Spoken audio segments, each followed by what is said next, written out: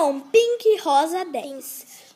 Piada, a Mariazinha esperta. A Mariazinha entrou correndo pela cozinha e gritou para a mãe: Mãe, mamãe, mamãe, o Joãozinho me deu R$1. A mãe ficou meio desconfiada e pergunta: Mas por que, filhinha? Mariazinha responde: Ele me pediu para subir na árvore. A mãe aborrecida diz: Mas, Mariazinha, como você foi bobinha, ele queria ver sua calcinha. Esperta, a Mariazinha explica. A mãe tá pensando que eu sou boba? Ele não viu nada antes de subir? Eu tirei a calcinha. Ai.